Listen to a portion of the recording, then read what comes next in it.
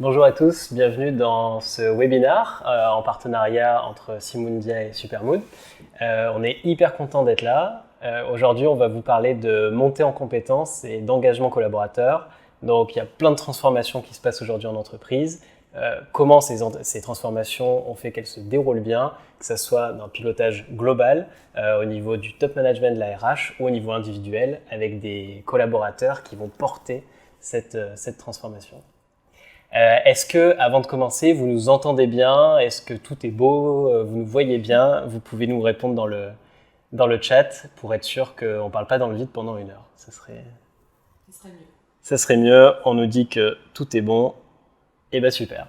Donc, au programme aujourd'hui, on va prendre un petit peu de recul sur ce qui se passe aujourd'hui sur le marché du travail, notamment en France.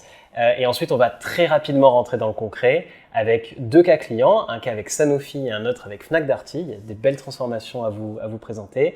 Et puis ensuite, des choses actionnables, vraiment très concrètes, où dès cet après-midi, vous pourriez les mettre en place, qui sont basées sur toute l'expérience de Simundia et de Supermood et ce qu'on a vu avec tous nos partenaires. Donc, qui on est? J'ai l'honneur et le plaisir d'accueillir Colombe. Colombe, tu te présentes un petit peu? Ouais, avec plaisir. Merci Kevin. Bonjour à tous. Moi, je suis cofondatrice de Simundia, plateforme qui démocratise le coaching dans les entreprises. Je suis psychologue clinicienne, donc je me suis toujours beaucoup intéressée à tous les sujets de développement personnel et professionnel. Je trouvais que la psychologie pouvait aussi s'adapter au monde de l'entreprise. Du coup, j'étais à HEC après. Et j'ai travaillé au BCG en carrière développement, donc en tant que RH. Et au BCG, on avait plein de consultants qui étaient hyper forts en Excel et en PowerPoint, mais ça fait pas tout. Et comme vous le savez, il y a tous les sujets de communication, de gestion du stress, de posture de manager sont essentiels pour réussir sa carrière. Et je voyais que le coaching marchait très bien, mais très cher, compliqué, long à mettre en place en tant qu'RH. Vous avez dû tous expérimenter ça, et d'où la volonté de créer Simundia, de cofonder Simundia il y a quelques années, et du coup de le proposer de façon très large au sein des entreprises. Trop bien. Et donc moi je suis de l'autre côté, je suis le type qui était fort en Excel, donc je suis ingénieur de formation data scientist. Et puis j'ai cofondé Supermood avec mon associé il y a 5-6 ans, on est une vieille start-up. Et pour boucler la boucle, je donne des cours aussi, notamment à HEC, sur tout ce qui est People Analytics. Donc c'est comment utiliser la donnée et la data pour piloter l'humain dans les entreprises et faire que l'humain soit engagé, heureux, etc. Super. Trop cool. Et Simundia, qu'est-ce que vous faites? Alors Simundia aujourd'hui, donc on a plus de 300 entreprises dans des domaines extrêmement variés. Donc ça peut être des banques, des industries, cabinets de conseil, luxe, etc. Parce qu'on pense et on voit que, en fait, quel que soit le secteur dans lequel on est, on a besoin de développer les fameuses soft skills. Aujourd'hui, on a effectué plus de 50 000 coachings et on a un réseau d'un millier de coachs environ dans le monde entier. Donc aujourd'hui, on est dans plus de 30 pays. Et notre volonté, c'est vraiment de rendre le coaching le plus accessible et que les personnes au bon endroit, au bon moment, puissent le déclencher sur un format court et distanciel. Et niveau entreprise, grande entreprise ou un peu tout? Alors nous, c'est assez large en fait, on couvre des boîtes de plus de 1000 personnes. D'accord. Et donc ça peut être des grosses boîtes comme des banques comme BNP, Crédit Agricole, ou des boîtes on verra un peu plus tard comme Sanofi, Air Liquide, LVMH. Mais on a aussi des plus petits comptes, donc on a notamment des scale-up, on a des boîtes dans le domaine du luxe, etc. Ok. Trop bien. Et vous coachez sur les soft skills en particulier, sur aussi des skills métiers? Alors, on coach vraiment sur les soft skills. Ouais. Donc, ça va être tout type de personnes au sein d'une entreprise. Et en général, on va plutôt se concentrer sur les middle managers, qui sont un peu le pivot essentiel dans l'entreprise et qui est généralement un peu moins couvert. Ok, très bien. Super. Je passe à Supermood du coup. Donc côté Supermood, nous on travaille avec 250 clients. On est une plateforme dédiée à l'écoute des collaborateurs et pour créer un meilleur engagement dans les entreprises. Donc on a un gros benchmark de ce qui se passe dans les entreprises aujourd'hui depuis plusieurs années, puisque on interroge des centaines de milliers de collaborateurs chaque mois. Et donc ça nous permet d'en tirer de la donnée qui va donner des grandes tendances. On est 35 dans l'entreprise et on travaille pareil avec tout type d'entreprise. On commence à la scale-up, Blablacar, Open Classroom, mais aussi avec à peu près la moitié du CAC 40 dans l'énergie, dans le bancaire, etc. Voilà. Et donc nous, on est moins focalisé sur le middle management, on va être vraiment focalisé sur un ensemble de collaborateurs, que ce soit une BU, l'ensemble du groupe, et puis on va voir, les gens vont s'exprimer, on va essayer de comprendre ce qui se passe dans les transformations. Voilà, donc on s'est présenté, top. Maintenant, on va passer directement à la prise de recul. Donc globalement, où on en est sur le marché, qu'est-ce qui se passe, c'est quoi les grandes tendances? On va essayer d'y répondre. Je te donne la petite manette. Merci Kevin. Donc nous, les grands enjeux qu'on adresse aujourd'hui avec Simundia, donc il y a d'abord, alors enjeu que vous connaissez tous, qu'on a tous rencontré avec le Covid, c'est le travail hybride, donc enjeu qui continue aujourd'hui. On a été confrontés, on a dû changer les organisations extrêmement rapidement, et c'est souvent vous, les RH, qui avez été aux manettes pour changer les outils, les façons de travailler, les façons de manager et l'organisation du travail. On est aussi dans un contexte où affirmer sa culture d'entreprise devient crucial parce qu'il y a plus en plus de turnover. Donc on le voit notamment aux US, il y a eu 4,5 millions de démissions. Il y a un poste sur 10 aujourd'hui qui est ouvert, et donc le marché de l'emploi aujourd'hui est vraiment en faveur des employés. C'est la grande démission. Voilà, c'est exactement la grande démission. Et du coup, les entreprises, face à ça, en fait, doivent affirmer une culture d'entreprise très claire, très forte, voire un peu clivante, mais avoir une identité du coup forte. Et la grande démission, c'est un phénomène qui touche aussi beaucoup les jeunes. Et donc ça nous amène au sujet suivant, qui est repenser l'accompagnement managérial dans un contexte de dégradation du lien de subordination. Donc on était au congrès HR, je sais pas si tu y étais, Kevin, mais il y avait le PDG de Veolia, Antoine Frérot, qui disait, mais en fait il faut complètement repenser le lien manager-manager, notamment avec la génération Z. Donc vous avez peut-être des générations Z dans vos équipes, mais c'est vrai que parfois c'est un peu déstabilisant parce que c'est des codes, des leviers de motivation un peu différents par rapport au travail, au télétravail, et où ces jeunes se disent un peu, enfin ces jeunes, moi je suis pas non plus hyper vieille, mais se disent, en fait pourquoi je devrais obéir, ils n'ont pas du tout le même rapport au travail que d'autres, voilà. Et ensuite finalement donc optimiser l'organisation RH dans des contextes d'hypercroissance ou de restructuration sociale. En fait, les RH doivent être de plus en plus agiles s'ils veulent rester pertinents par rapport aux enjeux qu'ils peuvent rencontrer, parce que c'est des enjeux très changeants, et du coup, la fonction RH est un peu bousculée. Voilà. Puis quand on est dans des grandes entreprises, les transformations elles sont plurielles, c'est-à-dire qu'on peut être en hypercroissance d'un côté et en décroissance de l'autre. Donc on devient assez vite schizophrène. C'est des choses que tu dois pas mal voir avec la DataCta, mais parfois des entreprises en effet un peu à double vitesse, avec toute une partie de la population où ça va trop vite pour eux, et l'autre partie où en fait ça va un peu trop lentement pour eux. Et du coup, comment est-ce qu'en tant qu'RH on se positionne par rapport à ça? Trop bien. Mais de mon côté, donc, on va passer à parler de data et stats justement. Donc la stat qui est extrêmement connue, qui vient de McKinsey, c'est 75% des projets de transformation échouent. Et dans la plupart des cas, c'est parce qu'il n'y a pas un relais collaborateur de ces transformations. C'est-à-dire que les transformations sont bonnes, sont bien gérées, sont assez bien communiquées, mais quand il n'y a pas d'adhésion de la base, finalement personne se transforme. On pédale un peu dans la choucroute. Pourtant, il y a une vraie volonté des collaborateurs de s'adapter. C'est-à-dire que vous avez les 3/4 des collaborateurs, ça fait 75% aussi, qui sont prêts à apprendre, à changer pour s'adapter aux transformations de leur métier, à l'avenir, au marché de l'emploi en général. Donc il y a une vraie volonté au niveau de la base, au niveau des collaborateurs. Et pourtant, en contre-miroir, ça reste une crainte des dirigeants et des entreprises, où il y en a plus de la majorité, 56%, qui pensent qu'il y a un déficit de compétences qui va arriver sur leur problématique. Et ça, quelle que soit l'industrie, voilà. Et ça peut être un déficit de compétences métiers. Par exemple, il n'y a pas assez de développeurs, il n'y a pas assez ou aussi de soft skills, parce que c'est ce que tu disais, Colombe, il y a besoin d'une agilité aujourd'hui qui est extrêmement forte, et qui dit transformation, dit relations sociales, dit parfois tension, manque de vision vers l'avenir. Voilà. Donc il y a plein de choses, et donc on sent que quand même sur le marché, on est sur un marché qui est de plus en plus tendu aujourd'hui. Déjà que l'environnement global est assez tendu, et c'est vraiment le marché de l'emploi est aujourd'hui le reflet du monde actuel comme il tourne. Donc voilà pour la petite prise de recul. Globalement, il y a plein de challenges. Ces challenges, ils sont globaux. Il y a plein de transfos. Et comment on fait pour aborder tout ça? Donc, on passe au retour d'expérience concret. Là, on va aller un peu plus vite jusqu'à la fin du webinaire. Il reste environ 20 minutes. Vous aurez un replay. Les slides seront partagés. Donc, n'hésitez pas à vraiment vous focaliser sur le webinaire. Et puis là, vous aurez toutes les notes, bien sûr, après.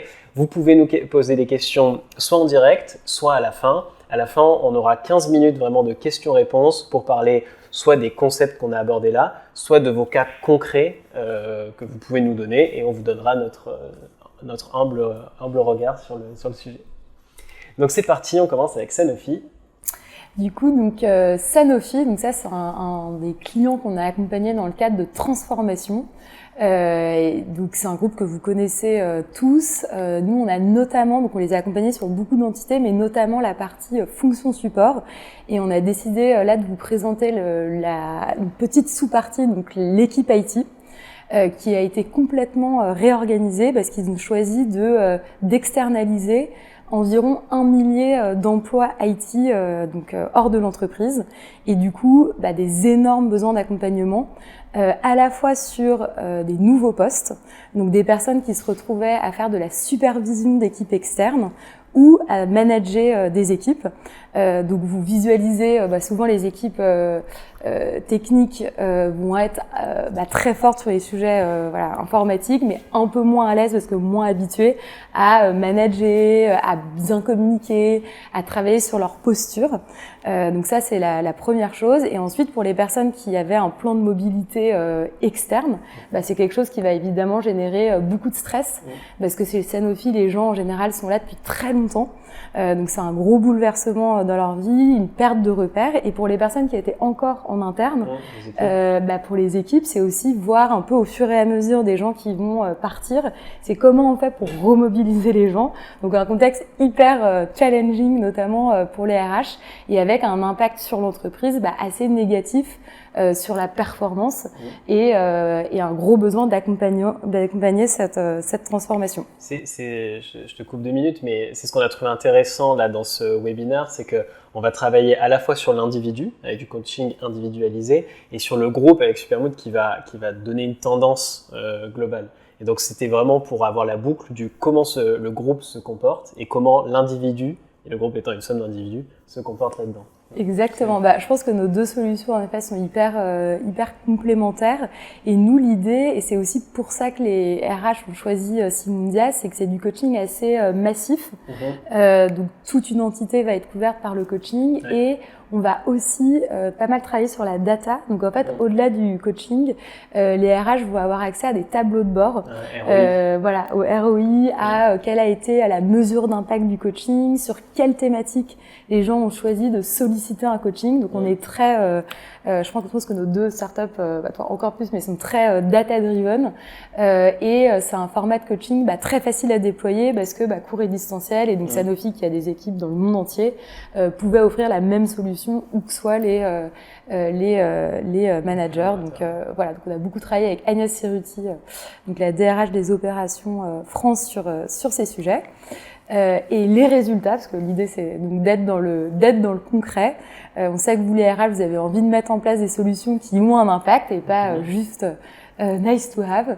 C'est ce qu'on voit tous les jours. Et du coup, donc ce qui a été atteint, donc c'est des reconversions réussies.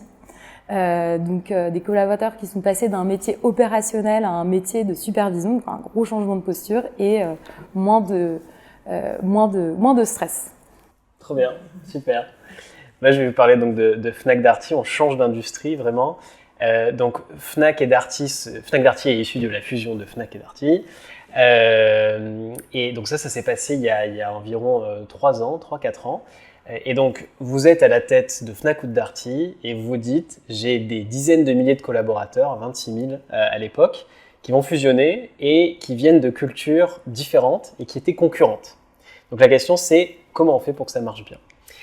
Donc l'enjeu premier, c'était de trouver un langage commun, des valeurs communes, un vrai terreau sur lequel construire. Donc pour ça, ce qu'on a créé, on a déjà créé un thermomètre. C'est-à-dire, est-ce que les équipes sont chaudes ou froides, c'est-à-dire est-ce qu'elles sont engagées ou non tout au long de la fusion. Ce thermomètre, on l'appelle le INPS, c'est l'Employee Net Promoter Score. C'est une métrique assez scientifique qui est assez connue et utilisée, qui permet chaque mois de savoir au COMEX de Fnac Darty, au manager du terrain, est-ce que son équipe est engagée ou non et comment ça évolue. Et ensuite, on a écouté les collaborateurs en leur posant plein de questions sur leurs valeurs, sur la performance, sur les processus. Et on a réussi à discerner que finalement, dans les 10 valeurs globales de Darty ou de Fnac, il y en avait 3-4 qui étaient communes. Et on en a fait vraiment quelque chose qui rassemble, un terreau sur lequel construire. Celles qui n'étaient pas communes, on en a fait des singularités dont on doit être fier. Donc on s'est dit, finalement, il y a certaines notions qu'a développées Darty, la proximité, ce genre de choses, qui sont hyper bénéfiques à Fnac. Et au contraire, Fnac, il y avait des choses comme la formation, le care, qui a pu servir à Darty. Et donc c'est comme ça qu'au fur et à mesure, on a pu créer un vrai groupe, une marque qui s'appelle Fnac Darty, commune avec finalement des collaborateurs qui ont des mobilités aujourd'hui d'un magasin à l'autre, d'une marque à l'autre, etc. Donc ça, c'est extrêmement intéressant. La deuxième chose, c'est qu'on a créé une collaboration vraiment entre les collaborateurs, les managers, les RH et le top management avec un langage commun, c'est-à-dire que tout le monde sait ce que c'est le NPS, tout le monde communique sur les taux de réponse, l'engagement, et les résultats sont là. Donc les résultats, vous avez 20 000 personnes qui sont sondées régulièrement, tous les mois. Aujourd'hui, donc depuis 3 ans, on est à 700 000 opinions exprimées, que ce soit des questions ouvertes, des questions fermées. Il y a eu plein d'idées qui sont nées du terrain. En moyenne chez Supermood, et ce qu'on constate chez nos clients, c'est qu'il y a 65 à 70% des idées qui viennent du terrain et qui sont mises en place derrière. Et c'est aller de faire des tables de pique-nique pour que tout le monde mange ensemble à revoir des processus de reconnaissance pécuniaire ou ce genre de choses. Et résultat, plus 50 points d'engagement chez Fnac Darty sur une période de 3 ans, dont la moitié la première année. Donc il y a quelque chose, ça a été une vraie réussite, c'est une vraie transformation qui s'est super bien passée. Et pourquoi ? Parce qu'on a écouté les collaborateurs, parce qu'il y a eu un dialogue régulier et qu'on a pu prioriser quels étaient les sujets. Quand on prend une action, quel est l'impact de l'action ? Exemple, mobilité externe, comment ça impacte l'individu, mais son équipe aussi. Et puis derrière, on peut faire le lien avec les clients sur le terrain. Et donc la corrélation entre l'engagement dans les magasins Fnac Darty et la satisfaction des clients en fait, est extrêmement forte. Voilà, et on peut piloter tout ça. Donc voilà pour des exemples. Ce qui est important là dans l'exemple de Fnac Darty, c'est Isabelle Le Nicolet qui est en charge de toute la transformation du groupe, qui dit c'est une 3e voie renouvelée, une expression directe et sans filtre. C'est vraiment un moyen d'accéder à toute l'entreprise directement et c'est quelque chose qui est hyper engageant pour les collaborateurs et c'est pour ça qu'on a des taux de réponse qui ne déclinent pas alors que Fnac Darty ça fait 3-4 ans qu'on travaille ensemble. C'est parce qu'il y a une vraie démarche collaborative dans une démarche d'écoute. On est parti sur maintenant qu'est-ce qu'on met en place concrètement. On va parler un petit peu concept et beaucoup de concret. Et on commence avec justement la roadmap, la checklist. Yes. Alors, la checklist pour un plan d'action RH pour une transformation réussie. Alors, la première chose, c'est d'être assez clair sur sa vision. Comme tu le disais tout à l'heure, Kevin, il y a 75% des transformations d'entreprise qui échouent, donc un chiffre hyper intéressant. Et donc, bien avoir ça en tête, embarquer les collaborateurs et les embarquer autour d'un bénéfice aussi. Parce qu'une transformation, c'est toujours un peu compliqué. Donc ça, changer, c'est compliqué. Mais si au moins on a quelque chose d'un peu positif à cette issue, on sera plus facilement conquis. Ensuite, fixer un cap. Donc nous, on rencontre beaucoup de RH et ce qu'on constate, c'est que parfois les objectifs sont pas toujours hyper clairs. Et précis, quantifié, etc. Et du coup, nous, on est aussi vraiment dans cette démarche avec Simundia d'aider les RH dans leur roadmap, de clarifier les objectifs et du coup, de savoir à la fin d'un projet, est-ce qu'il est réussi ou pas, parce que c'est clair. Ensuite, il faut avoir des collaborateurs pour les embarquer, est-ce qu'ils sont en mesure aussi de changer, d'évoluer dans un contexte parfois un peu complexe. Et donc on pense que les soft skills, c'est des compétences hyper puissantes pour faire face à des situations qui peuvent être compliquées. Et donc nous, on travaille beaucoup avec le test EQI, qui est un test d'intelligence émotionnelle. Donc il travaille sur un certain nombre de compétences, donc la perception de soi, l'expression individuelle, les relations humaines, la prise de décision et la gestion du stress, qu'on peut faire en amont du coup d'un coaching et donner donc à la majorité de ses collaborateurs l'accès à un outil de coaching parce que hyper personnalisé qui va permettre à la personne, quelle que soit sa personnalité, son contexte et son objectif, de pouvoir se comprendre, progresser, faire face à une situation. Et ensuite, vous en tant qu'RH, vous êtes les ambassadeurs du changement. Et donc, on pense que quoi de mieux que le RH aussi pour incarner le changement, pour aussi utiliser les outils qu'ils proposent à leurs collaborateurs. Et du coup, nous, les DRH avec qui on travaille, se font coacher, en parlent. Et du coup, ça aide beaucoup à faire avancer une transformation et qu'elle soit réussie. Donc, les soft skills, je pense que on est tous... c'est des sujets qu'on connaît bien, mais nous, les grandes soft skills sur lesquelles on va travailler, c'est la communication, la gestion des conflits, des émotions, du stress, tout ce qui est posture de manager et agilité. Et pour vous partager un exemple un peu concret de coaching sur notre format, donc qui est donc encore une fois court, il y a un assessment en amont, donc avec un coach d'orientation, des questionnaires pour bien spécifier l'objectif de coaching qui soit précis, pour encore une fois avoir un objectif précis et pouvoir l'atteindre. Donc par exemple, j'ai des difficultés à organiser mon équipe, maintenir la motivation et impliquer mes pairs dans un contexte incertain. Donc ça, c'est typique de ce qu'on a vu des enjeux RH, donc le côté travail hybride, travail à distance, motiver ses équipes. Ça, c'est le collaborateur qui le dit, c'est pas la RH qui lui... Très bonne question. En fait, nous, on demande aux RH, aux managers, aux pairs, mais de façon très simple, d'inputer le collaborateur avec des petites questions, qu'est-ce que je dois arrêter, commencer et mettre en place. Donc c'est vraiment un mini 360 mais hyper rapide. Et donc la personne reçoit ses inputs et ensuite, avec l'aide d'un coach d'orientation, va spécifier son objectif, va se noter dessus, son manager va pouvoir le noter dessus, et ensuite il rentre dans son parcours de coaching, et donc là il va prendre du recul sur ces situations, donc un peu observer. Ensuite, entre chaque séance de coaching, travailler. En fait, c'est l'interséance qui compte. Et donc, notamment, le fait de faire des exercices, de mettre en place des actions. Qu'est-ce qui a marché? Qu'est-ce qui a échoué? Ensuite, de lire des articles. Donc, par exemple, comment gérer vos télétravailleurs. J'analyse ce qui a fonctionné ou pas. J'ancre mes nouvelles pratiques sur le long terme. Et ensuite, j'ai un bilan. Et donc, en tant qu'RH, j'ai accès à un dashboard avec l'atteinte des objectifs de mes collaborateurs, les sujets sur lesquels ils ont travaillé et l'impact. Donc, j'ai appris à assouplir ma communication sur les process, à lâcher prise. Désormais, je mets en place des points réguliers avec mon équipe, même à distance, et je passe des appels avec les membres de mon équipe pour maintenir le lien. Donc, c'est vachement responsabilisant pour le collaborateur. C'est lui qui prend en main son coaching, mais il y a quand même ce regard externe qui lui permet de rester motivé de la RH ou du coach. Et c'est exactement ça, parce qu'en fait, un coaching, on donne pas à boire à un âne qui n'a pas soif. Moi, je sais pas si c'est ça la situation, mais voilà. Mais en gros, vous voyez l'idée. Et en fait, l'idée, c'est que on peut pas forcer quelqu'un à évoluer et à se mettre en mouvement. En fait, ça marche pas.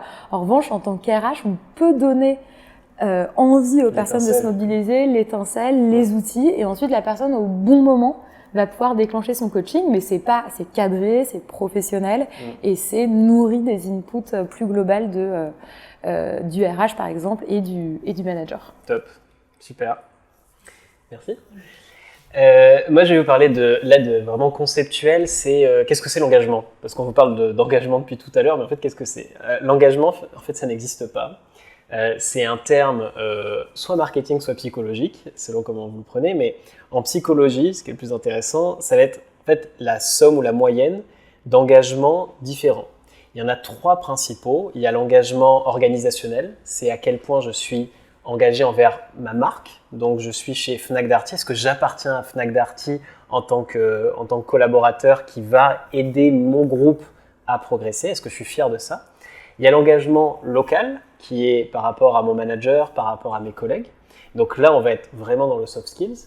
Et ensuite, vous avez l'engagement envers la profession, c'est je suis fier d'être professeur, d'être docteur. Et finalement, vous avez ce sujet qui est un petit peu à part parce qu'il est un peu plus dur à travailler par les entreprises. C'est difficile au RH de dire, voilà, à part s'il y a des mobilités. C'est un enjeu du métier, mais la majorité des entreprises se focalisent sur l'organisationnel ou sur le local. Et donc, ce qu'on voit dans les transformations, c'est que vous avez plusieurs sujets qui sont, où il y a de la friction, et donc il faut être attentif. Vous avez, au niveau du local, la reconnaissance des collaborateurs.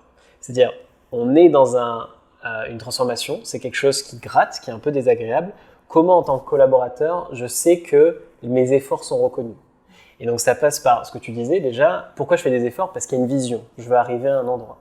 Et puis je fais des efforts, la vision elle est dans longtemps, comment je sais que j'ai tracé le bon chemin pour escalader la montagne et pas que je suis parti dans la jungle tout seul. Voilà. Donc il y a un sujet de communication, etc., mais qui est assez fort au niveau de la reconnaissance. Il y a le développement des compétences, qui dit transformation, dit nouvelle ère, dit il faut que j'apprenne. Donc c'est quelque chose qui est assez fort. Et puis de l'autre côté, vous avez la reconnaissance globale de l'entreprise, comment l'entreprise communique, comment elle projette le collaborateur, etc. Et tout ça, vous pouvez le mettre sous différents contextes. Le contexte du télétravail, et ben dans le contexte du télétravail, vous pouvez aller voir sur l'engagement local et l'engagement notamment du manager direct ou des pairs, où ben, entre j'ai du temps à la machine à café à passer, à décompresser avec mes collègues, et bah, si je veux décompresser, je dois faire un zoom et le mettre dans l'agenda de mon collègue, il y a une différence. Donc, avec Supermood, on va mesurer tout ça, on va prioriser, parce que vous voyez, il y a plein d'items. Et donc, l'idée, ça va être de se dire, qu'est-ce qui est le plus important dans quel contexte? Pour les collaborateurs aussi, qu'est-ce qui est le plus important? Et on va mesurer avec des métriques assez précises comment tout ça... C'est génial, vous arrivez à mesurer précisément tous ces sous-items et... Oui. Exactement. Donc il y a des questions qui sont spécifiques pour chaque item, qui sont pas forcément directes. Hein. C'est pas que est-ce que je me sens reconnu, oui ou non. Voilà. Mais travailler sur tous les biais. Tous les biais, exactement. Il y a plein de biais selon les professions. On a un benchmark qui permet aussi d'objectiver. Donc que vous soyez en grand groupe ou en petite entreprise, le benchmark n'est pas le même sur des jeunes, des moins jeunes, etc. Voilà. Donc on va mettre des métriques sur tout ça et on va voir comment ça évolue. Et derrière, vous avez tout le qualitatif, qui permet de tout simplement poser la question, je sais pas, à la place de votre manager, que feriez-vous pour améliorer le lien entre les gens? Ben, ça crée de l'empathie parce que c'est à la place du manager, ça crée de la responsabilisation et c'est hyper orienté solution, donc voilà, ça amène des choses assez concrètes. Donc globalement, comment on fait pour écouter ses collaborateurs? On met en place une ou deux métriques fortes. Si vous commencez avec 15 métriques, c'est le meilleur moyen pour tout mesurer et ne rien faire. Donc on se met un thermomètre généralement et on se dit c'est ce thermomètre qu'on va garder. Et ensuite, on va essayer d'objectiver ce thermomètre avec des sous-thermomètres un peu plus précis. On envoie des sondages, des enquêtes réguliers aux collaborateurs. On appelle ça sondage et enquête, mais il faut le voir comme une conversation. C'est-à-dire qu'une conversation, c'est pas forcément hyper formel. Ça amène pas forcément à une action immédiate. Et donc, il y a vraiment un sujet de responsabilisation de la conversation entre les collaborateurs, les RH et le top management à créer. Et ensuite, on analyse. Donc, on détecte les signaux forts. Est-ce que les gens sont bien, pas bien? Quels sont leurs leviers d'engagement? Ce que tu disais sur la génération Z, Y, les millennials, etc. Ben, ça peut être un signe faible en se disant la priorisation des leviers d'engagement est complètement différente en fait, d'une génération à l'autre. Voilà.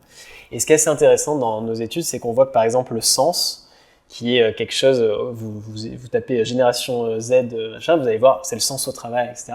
Mais en fait, on le voit aussi sur les populations qui ont entre 50 et 60 ans. Pourquoi? Parce qu'il y a toute une carrière, tout a été prouvé, on va dire, et donc en fin de carrière, donc jusqu'à 60 ou voire un peu plus maintenant, il y a un renouveau qui se crée. Et donc finalement, le sens pour les personnes un peu plus vétérans de l'entreprise est quasi aussi fort que pour les jeunes. Voilà, donc ça c'est un signal faible qui est assez intéressant. Et puis ensuite, on analyse les verbatims, c'est hyper riche, ça permet d'avoir un supplément d'âme à la donnée. Voilà, pareil, je paraphrase un peu ce que tu disais, la première chose à définir c'est quel est l'objectif? Qu'est-ce qu'on veut? Est-ce qu'on veut du court terme? Est-ce qu'on veut du long terme? Est-ce qu'on veut du local, du global, etc. Il faut bien responsabiliser, donc sur qui agit. Il faut bien dire que l'ARH a une vertu de transformation transverse et de prendre du recul, là où le manager a plutôt une vocation à être sur le terrain. Pareil pour le top management, on est vraiment sur du temps long et plutôt global. Et donc ça responsabilise les collaborateurs. Le pire que vous puissiez dire, c'est dire on vous écoute et on va régler tous vos problèmes du jour au lendemain. Impossible. Et donc il faut expliquer que c'est comme le développement d'un produit. On va prendre tous les retours des gens qui utilisent ce produit, on va les prioriser, on va les creuser et ensuite on va mettre en place des actions. Mais ça prend du temps. Voilà. Et ensuite, quelle expérience de sondage? L'idée, il faut que le sondage il soit court, il soit rapide, que les questions elles soient pertinentes, que ça soit sympa. Et donc souvent on me pose la question, comment vous maintenez, on a 75% de taux de réponse en moyenne sur nos sondages, même après plusieurs années. Sur Fnac Darty, c'est un peu plus faible parce que vous êtes sur des populations qui sont non connectées, c'est-à-dire qui sont en magasin, qui n'ont vraiment pas de téléphone, mais d'ordinateur, mais en moyenne, on est sur 75%. Le secret, il est tout simple, c'est est-ce que les questions posées, elles sont pertinentes ou pas? Et comme dans une conversation, si on parle de choses qui ne m'intéressent pas, ça va vite m'ennuyer. Si par contre c'est concret, là, ça va me permettre de garder le dialogue. Donc voilà, on va terminer le webinaire. On voulait vous mettre des choses très concrètes, donc le genre de questions que vous pouvez poser à vos collaborateurs dans des transformations. Le replay et les slides vous seront envoyés, donc je m'attarde pas sur le sujet, mais ce qui est important de comprendre, c'est que sur une transformation, vous avez vraiment une vue à 360 à avoir. Vous avez par exemple une question très directe, j'adhère au changement. Est-ce qu'il y a une adhésion du collaborateur?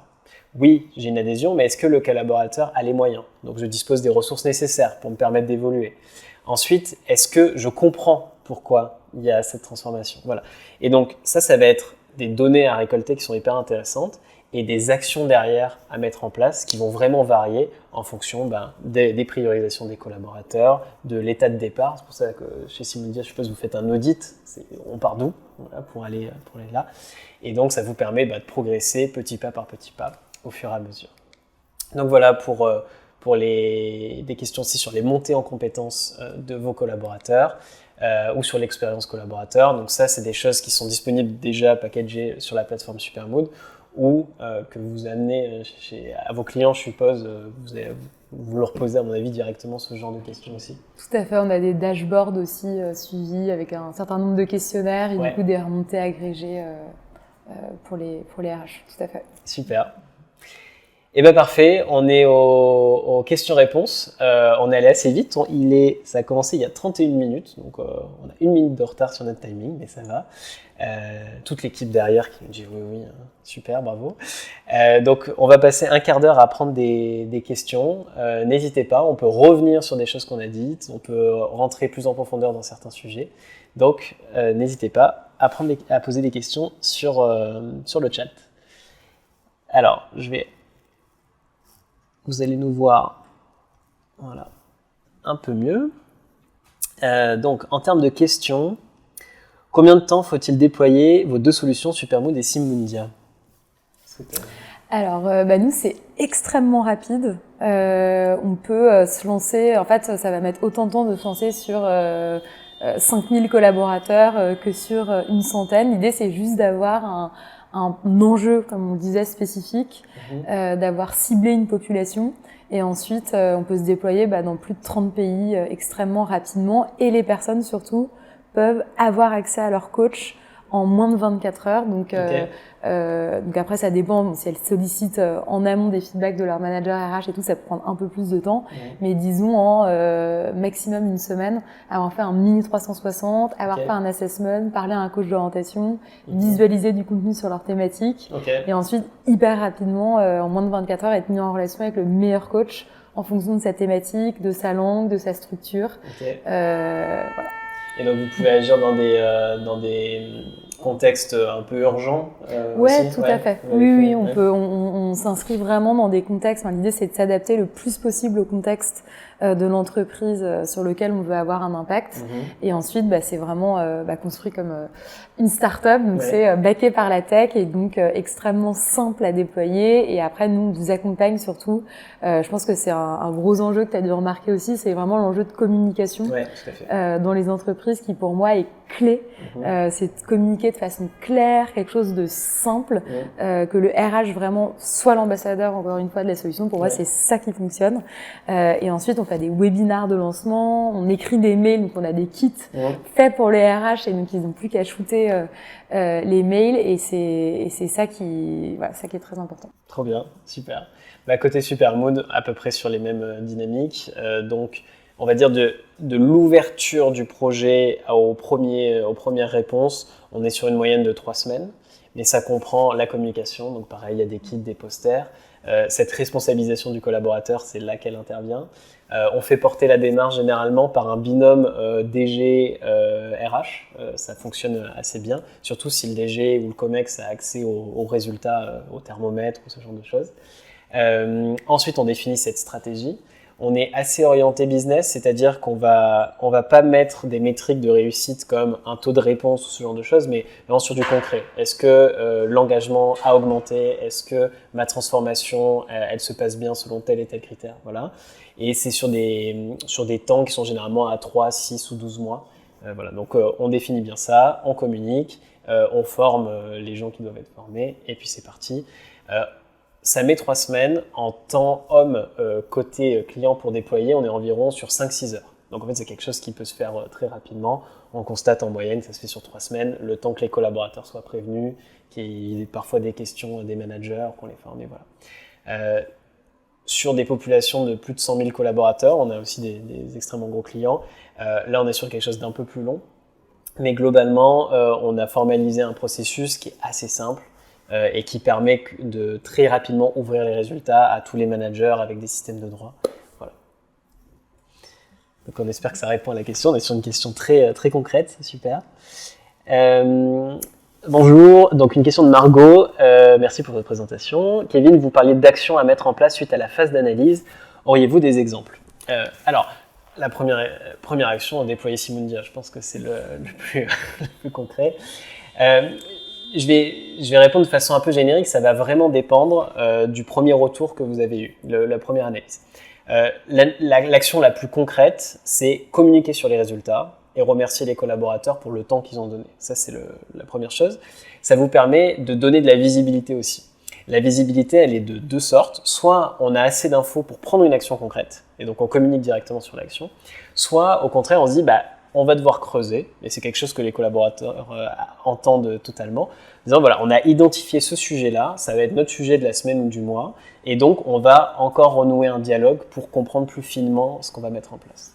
Et après, dans les actions de ce qu'on voit chez nos clients, il y a des actions concrètes, terrain, très simples, c'est ce que je disais chez Fnac Darty, il y avait un problème de lien entre les différentes équipes, et donc l'idée, ça a été de monter des tables de camping assez longues, ce qui, lors de la pause midi, obligeait les collaborateurs de tous les départements à se mixer entre eux. Et donc c'est assez marrant, c'est un truc tout bête. En plus, le team building de monter sa table était assez sympa.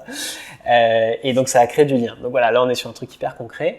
On peut être sur des sujets plus managériaux, comme des réunions d'information plus régulières. Et on va pouvoir mesurer aussi quel est le problème dans ces réunions d'information. Est-ce que c'est la fréquence? Est-ce que c'est la qualité? Est-ce que c'est trop top-down? Au contraire, trop évasif? Voilà, donc c'est ce genre d'action. Chez Supermood, on va vous recommander, on a 200 actions qu'on a vues chez nos clients, qui sont documentées, donc vous pouvez vous inspirer. Maintenant, on se rend compte que la majorité des actions viennent du terrain, c'est les collaborateurs qui ont les clés, et donc il suffit de les écouter et puis de mettre en place ça, et surtout de décentraliser. C'est pas une RH, une fonction RH d'être responsable du bien-être et du bonheur de dizaines de milliers de collaborateurs. Voilà. Donc il faut décentraliser la démarche. C'est bien de le dire. Ouais, c'est bien, c'est important. Une question de Thomas. Une intégration à Teams est-elle possible? Quelle possibilité de pousser des suggestions d'action selon le niveau obtenu sur les différents thèmes? Alors, je te laisse répondre peut-être pour les intégrations. Alors, nous, tout à fait, on s'intègre sur plusieurs outils, et notamment Teams dans des environnements avec des exigences en termes de sécurité IT assez élevées. Donc, oui, on le fait tout à fait. Et de notre côté, on a une API qui nous permet de nous intégrer n'importe où, donc dans les intranets, etc. On n'a pas d'intégration directe à Teams, on l'a eu, mais en fait, on se rend compte que le mail ou le SMS a une valeur d'asynchrone qui fonctionne en fait assez bien. Et donc on a fait la différence entre des gens qui ont déployé Supermood sur Slack ou sur Teams et d'autres non. Et en fait les taux de réponse sont complètement similaires. Donc finalement, même si c'est possible techniquement, c'est assez peu utilisé par nos clients. Et donc la deuxième partie de la question était, est-ce qu'on peut pousser des suggestions d'action? Donc de votre côté, Simondia, c'est vraiment dans la plateforme. Oui, alors nous on a un chat. Ouais. Donc l'idée c'est vraiment de mettre les gens en mouvement. Ouais. Et donc ça va aussi passer par un chat avec son coach entre les séances et avec justement de la recommandation d'action, de contenu, etc. Donc on le fait aussi. Ouais. Ok. Et côté Supermood, pareil, donc deux plans. Un, vous avez des actions qui sont une base d'actions qui sont suggérées. C'est pour inspirer, ça fait naître une étincelle. C'est extrêmement compliqué de recommander l'action parfaite selon la politique de l'entreprise, donc ça on n'y croit pas trop. Par contre, donner un cadre, donner de l'inspiration, ça fonctionne très bien. Et ensuite, toutes nos offres sont avec un account manager qui est dédié et qui va vous permettre de prendre du recul et de vous dire, chez tel autre client similaire, il y a ça et ça qui a été fait parce qu'ils avaient un problème similaire et ça a marché ou pas. On a la data très objective pour vous dire ça a marché ou pas. Voilà, donc c'est comme ça qu'on va réussir à créer. On croit aussi beaucoup au partage de good practice, donc de bonnes pratiques entre les managers eux-mêmes, où on va connecter des communautés de managers autour de thématiques et ça va leur permettre d'échanger eux-mêmes. Donc de managers au sein de la même entreprise ou d'entreprises différentes? Alors c'est une très bonne question. Aujourd'hui de la même entreprise. Ça fait déjà chez des clients, il y a des dizaines de milliers de managers, donc ça fait déjà des communautés très très fortes, qui parfois d'ailleurs n'ont rien à voir selon le pays, le métier, etc. Mais c'est ça qui est riche. Et puis peut-être dans le futur, des choses entre les entreprises. Ouais. Check. Merci pour les premières réponses. Avez-vous des solutions pour analyser les verbatims en masse avec traduction automatique? Alors, je ne sais pas, chez Simondia, vous n'avez pas forcément de... Alors, on a un truc qui est très apprécié par nos RH clients, c'est de l'envoi de verbatim en direct. Ils remercient en fait les RH. Ah, super. Et les RH nous disent, mais parce que c'est parfois un métier, pour avoir été RH, qui peut être un peu manque un peu de reconnaissance, disons, une autre façon de le dire. Et on a déjà des RH qui nous ont dit, mais c'est génial, on reçoit des remerciements, alors qu'avant on avait l'impression en fait que les gens se rendaient pas trop compte de ce qu'on faisait. Et du coup ils sont devenus assez addicts à nos verbatims. Alors on n'a pas d'analyse agrégée des verbatims, on les transmet de façon brute et ensuite le RH se connecte sur la plateforme et a accès à tous les verbatims. Et, en revanche, il y a une note globale de recommandation qui est très élevée. Enfin, on a 9,1 sur 10. Donc voilà. Trop bien. Ça me rappelle, donc chez Supermood, on a aussi une fonctionnalité qui s'appelle le Super Like.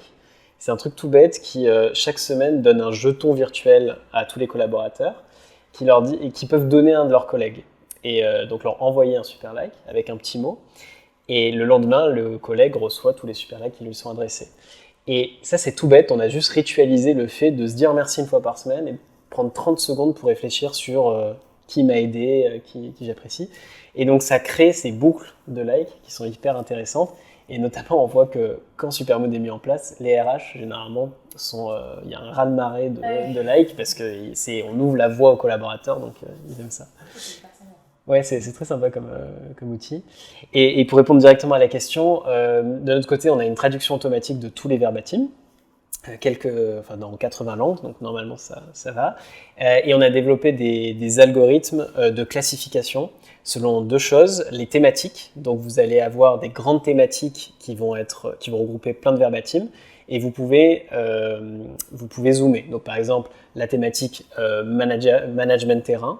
Et en dessous, dedans, vous allez avoir l'autonomie et la responsabilisation, la communication, etc. Donc tout va être classifié automatiquement. C'est une classification qui est intelligente, c'est-à-dire que masque, geste barrière et gel hydroalcoolique, ça va être classifié dans Covid, en gros, ou crise sanitaire. Donc c'est pas que du mot-clé. Et la deuxième chose, c'est une analyse des tonalités, c'est-à-dire qu'on va comprendre est-ce que les commentaires sont plutôt positifs, plutôt négatifs. Et ça, c'est quelque chose qui marche vachement bien. Ça permet très rapidement de voir si on parle du management de façon positive ou négative, de la transfo, voilà. La seule limite, c'est l'ironie, qui est quand même assez difficile à capter. Et donc, mon manager est super, 3 petits points. Ça, même un humain a du mal à savoir. Donc, voilà, ça va être la limite. Mais donc, oui. Et les algorithmes marchent, sont traduits automatiquement, donc ça marche dans toutes les langues. Check. Une question de Didier. Pouvons-nous avoir des idées de coûts, en particulier pour la mise en place dans des PME ? Alors nous, on est 10 fois moins cher qu'un coaching classique. C'est des tarifs dégressifs, mais pour vous donner une idée sur un parcours donc, qui inclut donc, vraiment l'assessment, une bibliothèque de contenu, le chat avec son coach, l'analytique RH et les 3 séances de coaching, on commence à 1 000 € par parcours. Et ensuite, c'est dégressif en fonction de la volumétrie qui est couverte. Et un parcours, c'est combien de temps, Alors le parcours, c'est c'est vraiment déjà l'accès à un coach au bon moment, le fait de pouvoir le déclencher au bon moment, et ensuite l'assessment. Donc ça va être, disons, 1h30 environ, plus la visualisation d'un contenu, ensuite 3 heures de coaching, et ensuite donc les exercices interséances et l'analytics RH pendant 1 an pour les DRH. Donc, et donc un parcours va durer avec une séance toutes les 3 semaines, environ 2-3 mois, à peu près par personne, déclenché à des moments différents de l'année. Ouais, donc vous êtes quand même vraiment moins cher que le marché du coaching en général. Complètement, qui est plutôt autour de... après, ça dépend d'un certain nombre de paramètres, mais nous, ce qu'on avait observé, c'est qu'en moyenne, c'était autour de 8 000 €. Donc c'est très cher d'avoir accès à un coach, et du coup, on le réserve normalement à une élite. Et là, pour 10 personnes coachées, c'est le prix d'une personne. Super. Ouais, donc ça permet de démocratiser en fait, le coaching. Donc finalement, pour répondre à la question sur une PME, on va être sur une enveloppe de... Sur une PME, alors après ça dépend de... Enfin, mettons que vous avez assez standard 100 managers. Nous, on va estimer qu'il y en a environ 30 à 40 qui de façon autonome vont déclencher un coaching. Donc en fait, vous couvrez 100 managers, donc vous communiquez sur l'opportunité qu'ils puissent faire un coaching, vous favorisez concrètement la culture du feedback. Ils ont accès à une bibliothèque de contenu, et ensuite c'est facturé uniquement à l'utilisation. Donc ça va environ vous coûter pour 30 managers, on sera autour de à peu près 25 000 €. Donc en fait, pour 25 000 € vos 100 personnes sont couvertes, 30 font leur coaching, mais en fait d'année en année, donc nous les clients par exemple Sanofi, ça fait 4 ans qu'on travaille avec eux.